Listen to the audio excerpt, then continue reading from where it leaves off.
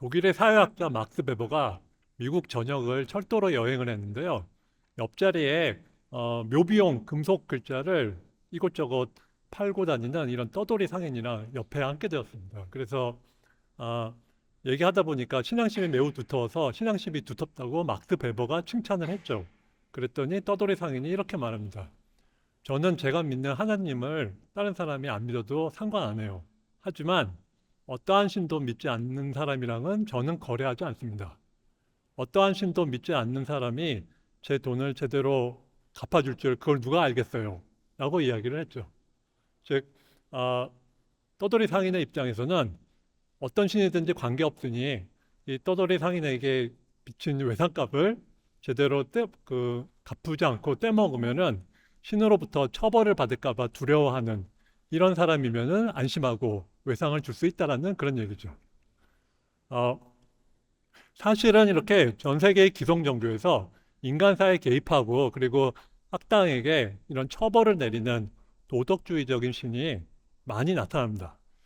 동양에서는 그러한 도덕주의적 신, 인격신의 개념이 없다라고 이야기를 하는데요. 최근의 연구들은 동양에도 특히 이런 상제와 천이 결합된 이 하늘이 그야말로 인격적으로 나쁜 일을 하는 사람을 처벌을 한다라는 이런 연구들이 나오고 있습니다. 그래서 여러분들은 아마 다들 아시겠습니다만은 누군가가 와서 이렇게 그 황금을 뇌물로 주면서 어, 밤이 깊었으니 누가 알겠습니까? 라고 이야기를 했죠. 그랬더니 왕진이라는 사람이 하늘이 알고 귀신이 알고 내가 알고 그대가 아는데 어찌 아는 사람이 없다고 하는가라고 이야기를 했죠. 즉 하늘의 어떤 도덕적인 심판을 두려워하는 이런 마음을 우리가 알 수가 있죠. 그래서 이렇게 세계의 주요 종교에는 24시간 인간 세상을 내려다보면서 악행에게 처벌을 내리는 이런 도덕주의적인 신이 흔히 나타납니다. 뭐 여러분들 너무나 잘 아시겠습니다만 성서에는 소돔과 고모라, 뭐 노아의 방주 이런 이야기들이 나오죠. 이슬람교에도 마찬가지고요. 그리고 티베트나 이런 불교를 섬기는 나라에 보면은 이런 스투파라는 불탑이 있죠. 여기 보면은 사방을 엄중히 감시를 하는 부처의 눈이 그려져 있습니다. 초자연적인 감시. 아무도 보고 있지 않을 때도 감시를 하고 잘못된 일을 저지르면 처벌을 내리는 이런 신이 나오죠. 그래서 전 세계의 주요한 기성 종교에는 이렇게 인간 세상에 개입하고 악행에 처벌을 내리는 신이 자주 나타납니다. 왜 이러한 도덕주의적인 신이 나타나는지를 요즘 학자들이 많이 연구하는데요. 아까 정재승 교수님도 잠깐 언급을 했습니다만 거기에 대해서 자세하게 말씀을 드리도록 하겠습니다. 사실은 우리가 이타성, 협력에 대해서 이야기를 하고 있는데요. 예컨대 그 경북에 이렇게 지진이 나서 우리가 자선단체에 기부를 하고 이런 것들은 어려운 사람에게 도움을 주는 거 이런 것들은 너무나 당연하게 느껴지죠. 즉 어떨 때는 저같이 이렇게 인간의 마음을 연구한답시고 깝죽대는 심리학자들은 별거 뭐다 아는 건데 그렇죠? 어려운 사람들한테 우리가 도움의 손길을 내는 거는 다 아는 건데 뭘 그걸 굳이 펀드를 받아가지고 연구를 하나 이런 의아함이 생길 수가 있습니다. 예컨대 이런 아기를 보면 절로 입가에서 미소가 피어오르는 건 당연하죠. 어, 바퀴벌레를 보면은 징그러운 것도 역시 당연합니다. 진짜 바퀴벌레를 보여드리면 여러분들이 너무 싫어하실 것 같아서 바퀴벌레 사진이 아니라 그림으로 갖고 왔는데요. 근데 사실은 당연하지가 않죠. 우리가 뭐 요즘 인공지능 얘기 많이 합니다만은 바퀴벌레를 보고 어머 너무 귀엽다라고 반응하고 아기를 보고 어머 너무 징그럽다라고 반응하는 이런 인공지능 시스템을 이런 연산 장치를 논리적으로는 얼마든지 만들 수가 있죠. 그렇죠? 인간의 마음도 연산 장치이니까 왜 하필이면 인간의 마음은 이런 식으로 만들어졌는지에 대해서 우리는 진지하게 추구할 필요가 있죠. 예컨대요, 꿀은 왜 달콤할까요? 여러분들이 꿀은 원래 달콤하기 때문에 즉 꿀은 달콤함의 정수를 달콤함의 본질이 깃들어 있기 때문에 꿀이 달콤하다라고 생각한다면 완전히 180도 틀린 겁니다. 꿀은 본래 달콤하지 않아요. 그게 아니라 이런 꿀은 당을 많이 포함하고 있고 당은 높은 에너지원이었기 때문에 우리 진화 역사에서 우리 조상들은 이런 당이 많은 음식을 달콤하다고 여기도록 우리 두뇌가 배선이 된 것이죠. 즉, 예를 들어 길가에 아무렇게나 핀 잡초가 높은 에너지원이었으면 우리가 길 가다가 잡초를 뜯어먹고 너무 맛있다. 근데 살찌니까 좀만 뜯어 먹어야지. 이렇게 생각하는 마음이 진화를 했겠죠. 한 번 더 해보죠. 장원영은 왜 예쁠까요? 참고로 장원영은 저기 걸그룹의 멤버인데요. 모르셔도 됩니다. 어쨌든 장원영은 왜 예쁠까요? 제가 장원영 씨의 안티팬은 아닌데요. 마찬가지입니다. 장원영 씨가 본래 예쁜 게 아니에요. 장원영 씨가 원래 예쁜 게 아닙니다.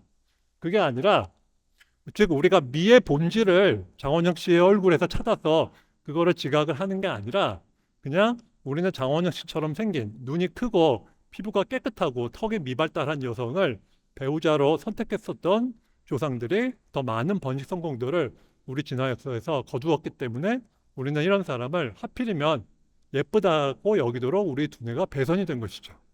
이렇게 보면은요, 사실은 인간의 마음은 대단히 복잡하고 정교하게 설계된 이런 상태라는 것을 알 수가 있습니다. 그리고 이러한 인간의 마음처럼 복잡한 생물학적인 적응이 어떻게 만들어졌는지 물어본다면 우리는 지금까지 다윈 이전에는 복잡한 것은 더 복잡한 누군가가 디자인을 했다라고 생각했어요. 하지만 다윈의 업적은 이 생각은 완전히 틀렸다는 겁니다. 복잡한 것은 덜 복잡한 것, 단순한 것으로부터 자연적으로 생길 수 있다는 것이 바로 다윈의 혁명적인 아주 위험한 생각이었습니다. 즉 자연 선택에 의한 진화가 마치 누군가가 일부러 설계한 것처럼 보이는 예컨대 인간의 마음과 같은 복잡한 심리적인 적응 같은 생물학적인 적응을 만들어냈다는 것이죠. 그리고 인간의 마음은 수백만 년 전 침팬지 공통조상과 갈라진 다음에 이런 수렵채집 생활을 하면서 이 생활하면서 겪은 여러 가지 현실적인 문제들을 잘 풀게끔 인간의 마음이 설계가 되었습니다. 그래서요, 우리 인간의 마음은 석기 시대에 맞춰서 설계가 되었다. 따라서 1만 년 전에 시작된 농업사회 혹은 뭐 수백 년 전에 시작된 산업사회에 맞는 마음이 새로 진화할 시간은 없었다라고 그러면요, 많은 분들이 이렇게 물어보세요. 근데 저기 뭐 고주몽, 단군 이런 거 되게 옛날 같은데 이런 시대는 우리의 마음에 전혀 영향을 끼치지 않았단 말인가요? 이렇게 물어보시는데요. 한번 사고 실험을 해서 500만 년을 1년으로 압축을 해보죠. 1월 1일 0시에 500만 년 전에 침팬지 조상과 갈라졌고 12월 31일 24시가 현재입니다. 그럼 1만 2천 년 전 농업이 시작하고 국가가 발생한 거는 몇 월 며칠일까요? 한 10월 11월이라고 해주십시오. 사실은 12월 31일입니다. 12월 31일에 오전 6시에 농업이 시작되고 국가가 성립이 되었어요. 그리고 밤 11시 40분에 산업혁명이 시작이 되었습니다. 즉 우리의 마음은 여전히 석기 시대에 그 여러 가지 현실적인 문제들을 잘 해결하게끔 설계된 심리적인 적응들의 집합이라는 것이죠. 다시 협력의 문제로 돌아서요. 아까 호혜적인 이타성이라고 이정무 관장님의 말씀을 하셨는데 요즘은 이타성이라고는 안 합니다. 왜냐하면 이런 비친족끼리 도움을 주고받음으로써 둘 다 결과적으로 평생 낳는 자식 수를 증가시키니까요. 요즘은 그냥 리시프로시티, 상호성 혹은 호혜성이라고 얘기를 하고요. 어쨌든 이런 똑같은 도움을 시간 간격을 두고 주고받는 직접 상호성 혹은 이런 평판에 기반한 간접 상호성으로 우리가 협력을 설명을 하는데요. 한마디로 내가 너를 도우면은 내가 이 착한 행동을 보고 다른 사람들의 마음속에서 내 평판이 올라가서 그리고 사람들은 항상 상호 협력의 파트너를 찾고 싶어 하니까 다른 사람들이 먼저 와서 나를 도와준다는 것이죠. 즉 평판에 기반한 간접 상호성이 이야기하는 바는 때로는 우리가 그 사람으로부터 도움을 되갚을 가능성이 전혀 없을지라도 누군가를 도와주면은 나의 평판이 상승이 되어서 결국 내가 다른 누군가로부터 이득을 얻는다는 것이죠. 그래서 요 평판에 기반한 간접 상호성이 강조하는 것은 내가 비친족을 사심 없이 도와줬을 때 내가 기대하는 이득은 평판 상승이라는 것이죠. 그래서 요즘은 지켜보는 눈 현상이라고 해서요. 누군가가 자신을 지켜본다는 단서가 있을 때 사람들은 더 협력한다는 사실이 알려져 있습니다. 예컨대 이런 무인 지불함을 생각을 할 수가 있는데요.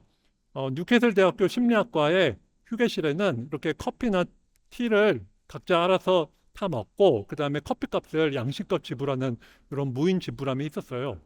근데 여러분들 아무도 없을 때 휴게실에 갔어요. 그러면 커피 타 먹고 나 하나쯤 돈 안 나면 어때? 하고 그냥 나오고 싶어질 거 아니에요. 그래서 이런 그 무인 지불함 위에 일주일 동안은 정면을 바라보는 눈 그림을 붙이고 또 일주일 동안에는 꽃 그림을 붙였습니다. 그랬더니 사람들은 누군가가 자신을 지켜본다는 이런 외부적인 단서가 있을 때는 무인 지불함에 돈이 더 많이 거쳤다는 것이죠. 즉 사기꾼이 줄어들었다는 것이죠.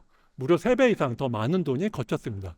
한마디로 사람들은 이런 누군가가 자신을 지켜본다는 단서가 있으면은 남들이 지켜보는 앞에서 대놓고 협력을 하지 않으면 자신의 평판이 하락하니까 협력을 하게 된다는 것이죠. 그래서 이런 식으로 예컨대 뭐 이런 상대방에게 자기가 공짜로 받은 돈을 일부를 떼줄 때도 이렇게 컴퓨터 배경화면에 눈 그림이 붙여져 있으면 더 많이 떼준다는 이런 여러 연구 결과들이 나왔습니다. 한마디로 보는 눈이 있으면 사람들은 착하게 행동한다는 것이죠. 원래 착하게 행동하는 게 아니라 누군가가 자신을 지켜본다는 단서가 있으면 착하게 행동한다는 겁니다. 그래서 이거를 시니컬하게 표현하면은 아무도 안 보고 있을 때는 혹시 실수로 착한 행동을 하지 않도록 조심하고 또 조심해라. 이렇게 시니컬하게 표현을 할 수가 있죠. 그러니까 여러분들도 행여나 실수로 아무도 안 볼 때 쓸데없이 착한 일을 하지 않도록 조심하시기 바랍니다. 자, 근데 이런 평판 상승은 우리가 알다시피 주변에 보는 눈을 의식을 해야 되니까 만약에 주변 사람들이 정말로 나를 모르는 사람이면 마음 놓고 말하자면 좀 약간 구린 짓을 할 수가 있죠. 그렇죠? 우리가 동남아 여행 갔을 때 이렇게 새치기 하면서 스미마생 뭐 이러잖아요. 그러니까 이런 사람들은 약간 좀 구린 짓을 할 때 두려워하는 것은 자신의 평판 하락이기 때문에 한마디로 이 평판에 기반한 간접 상호성은 집단의 사이즈가 최대 150 이하여만, 그러니까 최소 150까지여만 작동한다는 단점이 있습니다. 사람이 너무 많으면은 익명성이 확보되니까 마음 놓고 협력이 아니라 배신의 카드를 던질 수가 있다는 것이죠. 그래서 어떻게 익명성이 보장되는 거대한 사회에서 대규모 협력이 가능했는가가 아까 정재승 교수님도 말씀하신 것처럼 이른바 도덕주의적인 지고신 하이갓을 저렇게 번역했는데, 그러니까 모랄리스틱 하이갓입니다. 그러니까 이렇게 만물을 창조했고 아까 말씀드린 것처럼 이런 악인을 처벌을 하는 도덕주의적인 신의 가설이, 그러니까 이 가설의 핵심은요, 원래 우리는 이런 작은 소규모 채집 사회에서는 다양한 신, 그리고 주로 작은 신이에요. 인간의 도덕에 별로 관심이 없는 신, 왜소한 신을 사람들이 많이 숭배를 했는데 한 1만 2천 년 전부터 이런 거대한 신, 인간의 도덕에 관심을 기울이는 이런 거대한 신을 숭배하는 집단이 출현을 했고, 이 집단은 이런 거대한 도덕주의적인 신을 숭배하는 믿음을 통해 가지고 서로 더 잘 협력을 해서 말하자면은 집단 간의 경쟁에서 승리할 수가 있었죠. 즉 이러한 점점 더 도덕주의적인 신에 대한 믿음과 점점 더 사회적인 크기와 복잡성이 함께 늘어나는 문화적인 공진화를 거쳤다는 겁니다. 1만 2천 년은 유전적인 진화가 일어나기에는 너무나 짧은 시간이라고 했잖아요. 따라서 여기서 문화적인 진화는 그야말로 문화적인 진화입니다. 예를 들어 여러분들 축구에서 요새 보면은 VAR이라고 해서 이렇게 약간 애매하면은 저기 비디오 돌려보는 이런 제도가 급속도로 퍼졌잖아요. 요 VAR 제도가 다들 아시죠? 그래서 VAR 제도가 요즘은 월드컵이나 이런 K리그 이런 데도 많이 생겼는데, 한마디로 이런 식으로 옛날에는 그냥 심판의 판단에만 전적으로 의존했지만 VAR 같은 요 비디오를 돌려봐서 심판 판정을 판독하는 이러한 그 장치가 문화적으로 전파되는 거랑 똑같다는 겁니다. 그러니까 인간의 마음에 딱히 이런 도덕주의적인 신을 더 잘 숭배하도록 진화하지는 않았다라고 이 가설을 주장하는 학자들은 이야기를 합니다. 그래서 수렵채집 사회의 신들은 종종 인간 사회의 도덕에 무관심했다라고 이야기를 하죠. 그래서 이런 도덕주의적 지고신 가설의 핵심은 도덕주의적인 신, 즉 초자연적인 감시와 처벌에 대한 두려움이 이런 그 대규모 사회에서의 협력, 수많은 익명들 간의 효율적인 협력을 이끌었다라고 주장을 합니다. 그래서 실제로 보면은 많은 종교에서 보면은 이렇게 눈을 부릅뜨고 사람들이 나쁜 짓을 하지 않나 감시하는 이런 신을 볼 수가 있죠. 그래서 이런 가설을 지지하는 증거들이 많이 있는데요. 예컨대 초창기 연구에서 보면은 작은 사회보다 큰 사회로 갈수록 점점 더 이런 도덕주의적인 신을 믿는 경향이 있다라는 이런 연구가 보고가 되었습니다. 사실은 요거는 요즘은 많이 그 반박이 되고 있어요. 그래서 제가 거기 다운로드 하시는 그 제 글에 보면은 사실은 다른 가설도 소개되어 있습니다. 그리고 역시 마찬가지로 전통적인 종교, 말하자면 이런 소규모 사회에서의 종교보다 기독교나 이슬람교 같은 기성 종교를 믿는 사람들은 더 상대방에게 공평하게 대한다는 이런 연구 결과도 있고요. 그리고 아까도 뭐 그런 종교 프라이밍 얘기 잠깐 하셨습니다만은 이런 특히 일시적으로 도덕주의적인 신에 대한 관심이 프라이밍이 되면은 사람들이 더 착하게 행동한다라는 이런 연구 결과들도 있습니다. 예컨대 한 집단은 저기 10계명을 암송하게 하고 다른 집단은 최근에 읽은 책 10권을 쓰게 한 다음에요. 그리고 이런 식으로 사기를 칠 수가 있는지를 조사를 하면은 10계명을 암송한 집단에서는 사기를 덜 친다는 이런 연구 결과들이 보고가 되고 있습니다. 그리고 남한테 관대하게 베푸는 행동도요. 신에 대한 관념이 일시적으로 점화되면 사람들이 더 관대하게 베푼다는 이런 연구 결과들이 많이 보고가 되었습니다. 그러니까 생전 처음 보는 사람한테 자기가 가진 돈을 나눠줄 때 신에 대한 단서가 점화가 되면요. 그러니까 신에 대한 단서가 점화되지 않으면은 당연히 많은 사람들이 자기가 다 10불을 다 갖겠죠. 하지만 신에 대한 단서가 점화된 사람들은 가장 흔한 답은 반반씩 나누고 평균 4불을 10불 중에 4불을 주었다는 이런 연구 결과들이 있습니다. 그래서 심지어 사람들은 이런 일요일, 주일에는 더 착하게 행동해서 자선부스에 돈을 내는 금액도 많아진다는 연구들이 있고요. 모로코 시장 상인들은 요 하루에 5번 이슬람은 저기 예식이 있잖아요. 요 기도를 하라는 요 소리를 들으면은 더 착하게 행동합니다. 요거는 제가 개인적으로 좋아해서 굳이 집어넣은 건데 착하게 행동할 뿐만 아니라 포르노그래피 같은 이런 음란한 생각을 하는 경향도 줄어듭니다. 그래서 미국 각 주에서 조사를 해보면요, 포르노 구독자의 비율이 신자가 많은 주나 신자가 적은 주나 별 차이가 없어요. 그러니까 랜덤합니다. 근데 더 살펴보니까 신자가 많은 주나 신자가 적은 주나 포르노 사이트를 구독하는 비율은 차이가 없는데 유일하게 일요일에는 차이가 나요. 그러니까 일요일에는 교회를 갔다 오기 때문에 포르노 사이트를 새로 유료 구독을 신청하는 비율이 감소합니다. 한마디로 이렇게 일요일에 오전에 교회 갔다 와서 신에 대한 관념이 활성화되면 포르노 사이트에 들어가는 경향이 줄어든다는 것이죠. 그래서 거짓말 하지 마시오. 그거 그냥 일요일에 교회 갔다 오느라 바빠서 텔레비를 켤 시간이 없는 거 아니요? 이렇게 여러분들이 반박을 할 수가 있는데 다른 다음이나 네이버 같은 다른 사이트에 접속하는 빈도는 일요일이든 다른 그 요일이든 차이가 없었습니다. 그래서 최근의 연구들은 꼭 종교가 이런 익명 간의 대규모 협력에 꼭 필요한 건 아니고요. 다른 경로도 있다. 예를 들어 어떤 사법부라든지 이런 세속적인 제재가 있어도 역시 마찬가지로 사람들이 착하게 행동한다는 연구들도 나오고 있습니다. 다시 말해서 아까 사실은 이런 신에 대한 단서뿐만 아니라 경찰이나 사법, 감옥에 대한 이런 단서를 프라이밍을 시키면요. 역시 사람들은 그냥 컨트롤한 집단에 비해서 더 착하게 행동한다는 것이 알려져 있습니다. 따라서 처음에 제가 말씀드린 것처럼 요 막스 베버와 떠돌이 상인에 의해서 볼 수가 있듯이 종종 신자들은 무신론자를 싫어하는데요. 요 무신론자에 대한 불신은 말 그대로 이 사람이 말하자면은 나는 이 사람한테 도움을 주었는데 이 사람이 나에게 도움을 주지 않을 거라는 이런 불신에서 유래한다는 것이겠죠. 그래서 특히 신뢰가 요구되는 직업에 대해서는 사람들 보고 믿는 사람과 믿지 않는 사람을 채용을 할 때는 특히 믿는 사람을 더 채용을 하겠다라고 대답을 합니다. 오른쪽처럼 이런 어떤 그 데이케어 센터 이런 경우에는 아이를 돌보니까 더 믿을 수 있는 사람을 뽑아야 되잖아요. 이런 경우에는 사람들이 신자건 무신론자건 신자인 사람을 뽑는 경향이 더 높았습니다.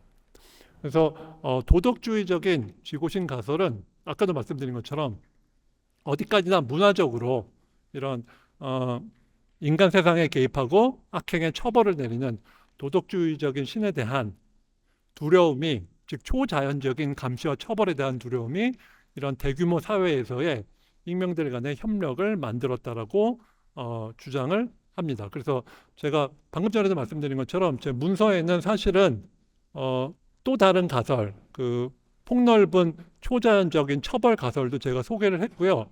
이 가설을 주장하는 사람들에 따르면은 도덕주의적인 신에 대한 두려움은 인간 본성입니다. 그러니까 수백만 년 전부터, 즉 아주 작은 소규모 사회에서도 이런 인격신, 큰 신을 포함해서 작은 신, 조상님, 정령, 심지어 카르마 같은 추상적인 우주적인 질서 같은 것도 포함해서 그야말로 초자연적인 힘에 대한 두려움이 자신의 이기심을 억제를 하기 위한 이런 적응으로서 유전적인 적응으로서 진화를 했다라고 주장하는 경쟁 가설도 있고요.